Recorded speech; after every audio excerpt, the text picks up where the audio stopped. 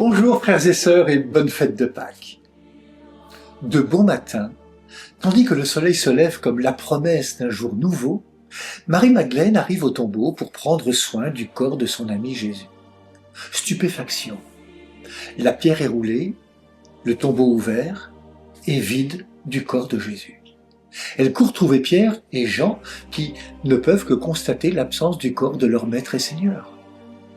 Et l'Évangile nous offre cette parole, il vit et il crut. Devant le tombeau vide, voilà ces premiers témoins invités à vivre un déplacement. Les voilà invités à un déplacement intérieur, autrement dit, à un chemin de foi. Invités à puiser au fond de leur cœur, à aller chercher au fond de leur mémoire les gestes et les paroles de Jésus au temps où il parcourait avec eux les routes de Galilée. Quant à nous, qui venons célébrer Pâques, qu'avons-nous vu? Rien. Nous sommes ici dans cette église grâce à leur témoignage. Il vit et il crut. La foi de Marie-Madeleine, de Pierre, de Jean et tous les autres va parcourir la terre et va s'ouvrir au monde entier. Tout naît du témoignage, comme nous l'indiquait la première lecture des Actes des Apôtres.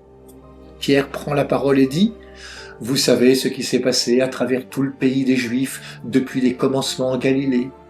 Dieu nous a chargés d'annoncer et de témoigner. » Ainsi, nous ne connaissons Jésus que grâce au témoignage de celles et ceux qui ont cru et parlé.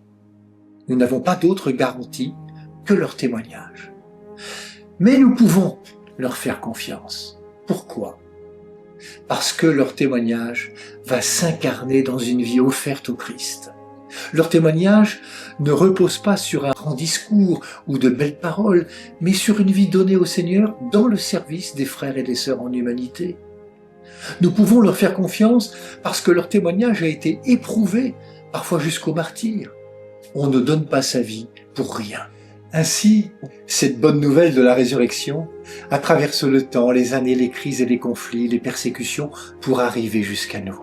Oui, frères et sœurs, nous pouvons nous appuyer sur leur témoignage parce que rien n'a pu entraver la circulation de l'Évangile, cette bonne nouvelle du Christ, vivant, relevé d'entre les morts. C'est bien la lumière de la résurrection de Jésus qui leur donne cette puissance, cette énergie, cette force du témoignage, qui fait dire à l'apôtre aux Romains « Rien ne pourra nous séparer de l'amour de Dieu qui est en Jésus-Christ notre Seigneur. » Oui, c'est cela, la force de la résurrection du Christ. La résurrection donne sens à tous ces missionnaires qui aujourd'hui encore partent dans le monde entier, ou à celles et ceux qui, sans faire des kilomètres, font le choix de la proximité pour offrir au monde les paroles et les gestes de Jésus. Grâce à celles et ceux qui aujourd'hui se laissent déplacer par la foi au Christ mort et ressuscité, l'Évangile ne reste pas lettre morte, mais s'incarne en tout lieu et dans toutes les réalités de notre humanité. La résurrection, c'est ce qui donne sens à celles et ceux qui, avec beaucoup d'énergie, se mettent au service des autres dans le domaine social, culturel, médical, associatif, éducatif, politique, ecclésial. La résurrection, c'est ce qui donne sens à tous ces combats contre toutes les formes d'esclavage moderne, d'injustice et d'exclusion. La résurrection, c'est le contraire de tous les immobilismes et des replis sur soi. C'est une mise en route de la force de vie que Dieu a mise en nous dès le commencement du monde. Bien sûr, nous pouvons buter sur des murs, des incompréhensions, des rejets, des hostilités. Mais la puissance du Christ ressuscité permet d'aller au-delà de tous ces obstacles. La résurrection, c'est la vie victorieuse. C'est un cœur qui se laisse toucher par une parole de consolation. C'est un cœur qui trouve la paix. C'est une vie qui se réoriente vers les autres et vers Dieu.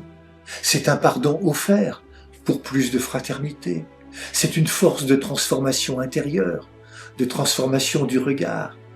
Un regard qui ne s'arrête pas aux laideurs et grisailles, mais capable de discerner les germes de vie que permet l'Esprit Saint. La résurrection, c'est accepter de se laisser transformer, convertir par l'amour infini du Père. Par sa résurrection, Le Christ nous montre qu'il n'y a pas de transformation de notre monde sans transformation des cœurs, qu'il n'y a pas non plus de transformation des cœurs sans une mort à soi-même. Oui, frères et sœurs, le Seigneur ne nous a pas créés pour que nous demeurions captifs du séjour des morts. À celles et ceux qui sont retenus par toutes sortes de chaînes, d'addictions, d'enfermement, il dit « sortez ». À toutes celles et ceux qui sont dans les ténèbres, il dit « soyez illuminés ». À toutes celles et ceux qui sont endormis, il dit « relevez-vous ». C'est pour nous que Jésus a été baptisé dans les eaux du Jourdain. C'est pour nous que Jésus a vécu comme fils au milieu de notre humanité. C'est pour nous que le Maître s'est fait serviteur. C'est pour nous qu'il a accepté le chemin de la croix. C'est pour nous que Dieu son Père l'a relevé d'entre les morts.